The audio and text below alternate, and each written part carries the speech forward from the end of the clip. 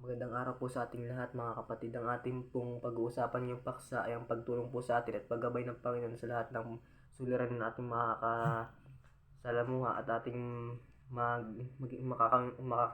makakainkwentro sa lahat ng pagsubok. Sapagkat ito sinasabi po sa atin ng Panginoon sa kanya pong unang salita sa Hebreo 13 verse 5. Kayo sa inyong tinatangkilik sapagkat siya rin ang nagsabi, sa anumang paraan na hindi kita pagkukulangin, sa anumang paraan na hindi kita pababayaan. Ito po yung sinasabi po na dapat mong unahin ng Panginoon dahil kapag inuna mo po ang Panginoon ay hindi kanya po pagkukulangin sa lahat ng iyong pamamaraan at di kanya hayaan at di kanya papabayaan. Dahil po doon pinapaalam po niya sa atin na unahin natin po siya. Huwag po natin unahin yung mga iba't iba pong mga gawain, mga mundo, dahil yun po nagpapalayo po sa atin sa Panginoon. Kaya po dapat nating unahin ang Panginoon dahil maniwalag naman po sinasabi po sa kanya pong salita na hindi kita pagkukulangin sa anumang paraan, ni hindi kita pababayaan. Kapag inuna po natin ang Panginoon na magtatagumpay po tayo sa atin pong lahat na pagsubok sa buhay at sa ating mga plano. Dahil ang Panginoon lang po may hawak ng plano. At kung ito man po ay kabubuti po natin, ibibigay ito sa atin. Ngunit kung hindi to kabubuti natin, hindi niya to pagkakalob sa atin. At ito naman po sinasabi sa mga nabibigatan lubha. Ito po sinasabi sa Mateo 11 verse 28 to 29. Lumapit kayo sa akin, kayong lahat na nahihirapan at nabibigatan sa inyong pasanin, at bibigyan ko kayo ng kapahingahan.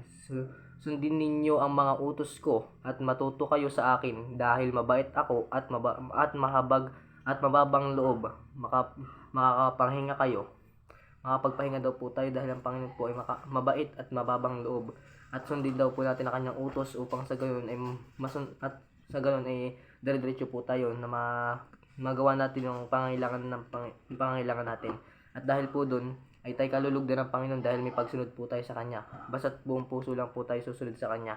Sapagkat sinasabi po sa Kanyang salita dito po sa Mateo 11 verse 28 na lumapit kayo sa akin, kayong lahat ng nahihirapan at nabibigatang sa inyong pasanin, at bibigyan ko kayo ng kapahingahan.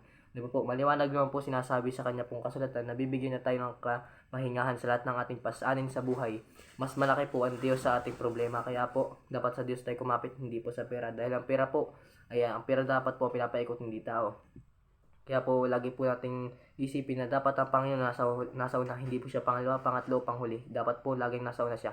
Dahil siya ang tutulong sa atin upang tayo makarating sa ating future o sa ating mga pangarap sa buhay at mga plano. Siya ang gagabay sa atin sa lahat ng panahon at oras. Dahil yung sinasabi po sa Hebreo 13 verse 5 na sa anumang paraan hindi kanya pagkukulang at hindi kanya pababayaan. Ganon tayo kamahal ng Panginoon. Hindi niya tayo iiwan kahit anong mangyari. Hindi niya tayo pababayaan sa lahat ng panahon o lahat ng sakuna sa buhay natin. Laging tayong aalalayan at sasamahan. Hindi niya tayo pababayaan. Sa lahat ng pagsubok sa ating buhay, lagi siyang nasa ating tabi. Lagi siya nasa ating unahan upang sa lahat ng pagsubok sa ating buhay, tayo lagi magtagumpay sa ating mga plano. Ang ating plano ay ating ibigay sa Panginoon upang sa gayon tayo magtagumpay. Dahil ang Panginoon lamang ang may alam ng kinabukasan. Walang nakakaalam kahit sino. Kahit pa nga daw po mga anghel, hindi daw po nila alam kung kailan magbabalik ang Panginoon. Kaya ang Panginoon ang nakakaalam.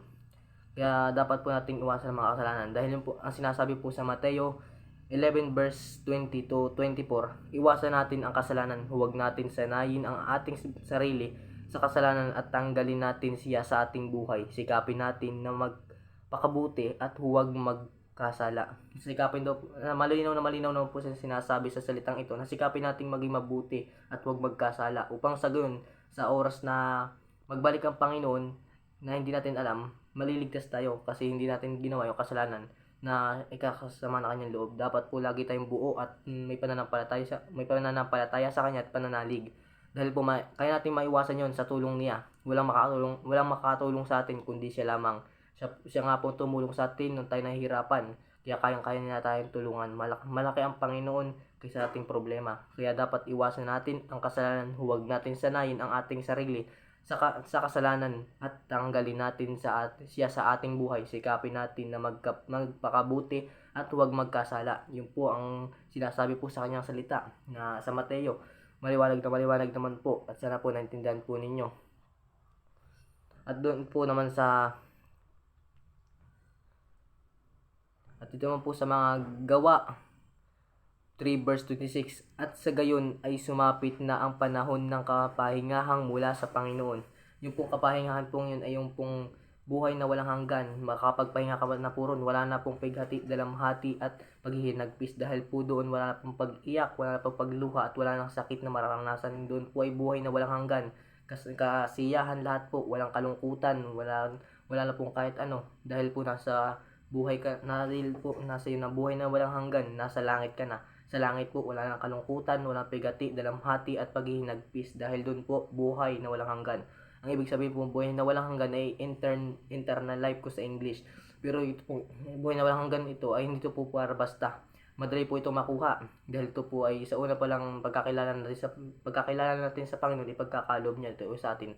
Pero dapat po maging tapat po tayo. Ito po ang sabi po. Ito nga po sabi sa Mateo 11 verse 24 na tanggalin natin siya sa ating buhay. Sikapin natin na magpakabuti at huwag magkasala. Yun po, sabi po niya sa atin na huwag po tayo, sikapin daw po nating maging matatag at lagi daw po nating alalahanin ng Panginoon at lagi nating tanggalin ang lahat ng mga uri ng bagay na makakapanakit sa damdamin ng Panginoon. Alisin natin ang mga kasalanan na siya magpapalayo sa Panginoon. Kaya dapat nating unahin ang Panginoon, dahil pag inuna natin ang Panginoon, sa kahit anumang paraan hindi niya tayo pagkukulangin, sa anumang paraan hindi niya tayo pababayaan, mamahalin na rin tayo niya. At huwag niyo lang laging kakalimutan na hindi niya tayo kakalimutan.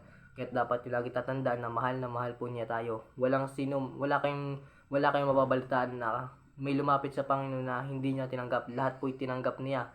Wala po siyang inaayawan. Dahil po ang pagmamahal po ng Panginoon walang hanggan. Magkasala ka man, humingi ka ng tawad ng buong puso, buong kaluluwa at buong espiritu, ay papatawarin kanya sa inyong magkakasala, sapagkat ang Panginoon ay namatay sa krus ng Kalbaryo hindi para sa mabubuti kundi sa masasama, dahil tayo ay mga makasalanan. Pero napatawad tayo ng si Jesus ay namatay sa krus ng Kalbaryo. Siya po ay banal at makapangyarihan. Dapat natin siyang sambahin. Huwag nating babastusin, sapagkat ang pangalan niya ay makapangyarihan. Lahat ng masasamang espiritu ay lalayo sa iyo kung nasa iyo ang Diyos. Lahat ng masasamang elemento o kahit ano man ay mapapalayo sa iyo, sapagkat makikita nila ang liwanag mo, ang pagmamahal mo, at namumutawi sa iyong buhay ang pagmamahal ng Diyos at ang Espiritu at ang Santo Espiritu at ang Ama at ang Panginoong Hesus. Dahil siya lagi mong kasama sa lahat ng panahon at lahat ng uri ng mga karamdaman o problema ay kaya-kanyang pagalingin. Walang anuman na walang sakit na hindi niya kayang pagalingin. Yung nga pong lumpo ay nakakalakad, yung pong baog na si Elizabeth po ay naniwala sa Panginoon at nanampalataya ng buong puso. Siya po ay nagkaanak. Yung intay niya po na magkaanak, sabi po ng Panginoon sa kanya. Kaya po, lagi po nating dapat po tayo mag-intay at laging manalig sa Panginoon, dahil pananalig po ay yan po hindi po nabibili. Yan po ay nasa ating puso. Sapagkat sinasabi po sa kanya po ang salita na huwag kayong magpapatayo ng anumang mga rebulto, sapagkat ang templo ng Panginoon ay wala sa iba kundi nasa inyo. Kaya't huwag niyo itong sisirain at inyong lalapastanganin, sapagkat ang templo ng Diyos ay nasa inyo at kayo yun.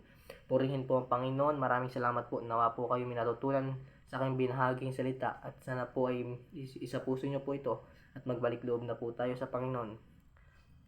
Magdasal po tayo upang sa gayon mapatawad niya tayo. Ako man po nagkakasala, pero dapat pong humingi ng tawad, dahil hindi porkit po nagkasala ka, hanggang doon na po mahaba pong pasensya ng Panginoon. Ngunit kung araw-arawin mo, alam mo na po na mali yun, ay pinapaulit-ulit mo po, wala na pong may babayad doon, sapagkat alam mo na yung kautusan pero inuulit-ulit mo pa, mali na po yun.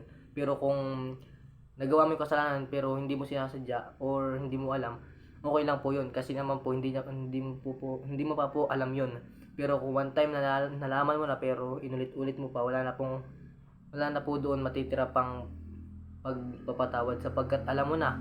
Ay kung halimbawa nga po meron pong isang bata na may nanguha o nanakit, sinabi mo po na wag nang ulitin pero inulit niya, di ba po?